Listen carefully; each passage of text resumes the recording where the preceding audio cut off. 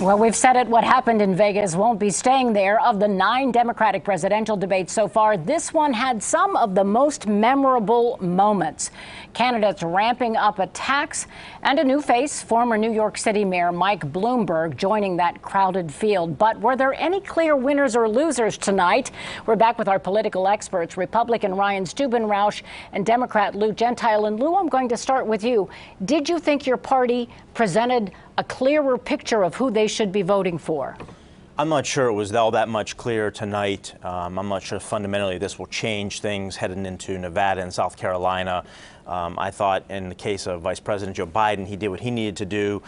Surprised to see Warren really indiscriminately go after just about everybody on the dais. Certainly Pete and Klobuchar had a lot of exchanges. I think Bloomberg seemed a little flat at the very beginning.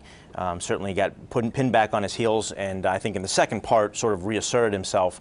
I'm not sure, other than maybe a little bit of shine may come off Bloomberg after this, but I'm not sure a lot of things change fundamentally. Well, you know what we know is that he is setting himself up through campaign ads all across the country as being the smart alternative to Donald Trump. But did we see tonight someone who maybe will rise to the top for the Democrats, or do we have 2 billionaires being attacked for their successes?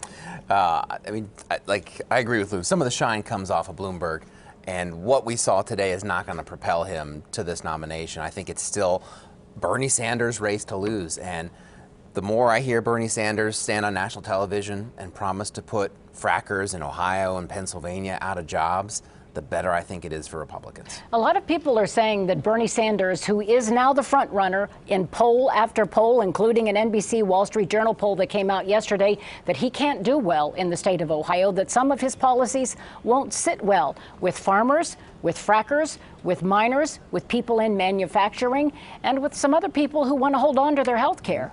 I think on the issue of energy, I would encourage the entire party to take a different approach to this. We're talking about thousands of union jobs, building and construction trade jobs in multiple states, not just Ohio and not just in Southeast Ohio. So I think the entire Democratic Party needs to look at that issue as key to 2020.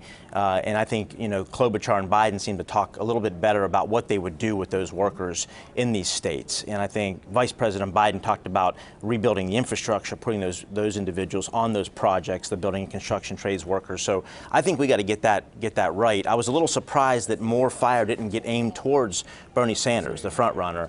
There was at times, but we talked about this. He's the guy at the top. Why aren't they going after him? They really were targeting as much as anyone Mike Bloomberg. Elizabeth Warren laid waste to everyone except for Bernie Sanders, the one person who's beating her and beating everyone.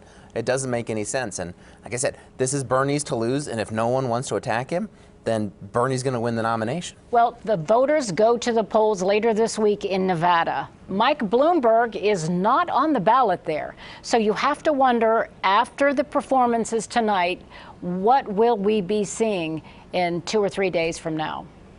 I assume the continuation of ramping up ads all across the Super Tuesday states, where he has to be competitive and try to be successful there.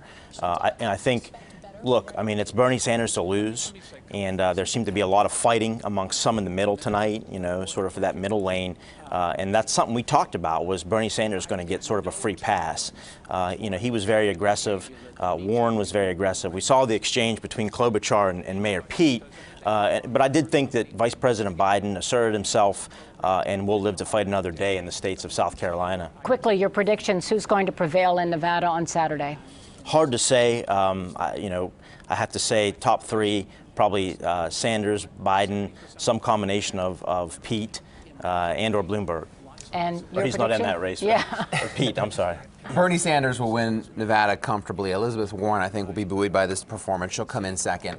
I'm not sure who comes in third, but I think Amy Klobuchar will be out of this race within a week. Wow, that's a big prediction. Yeah. We'll see. It's a rough night tonight. Yeah, we thank you both for being with us, and we're going to have even more coverage of tonight's debate and its aftermath Sunday at 10 on the Spectrum.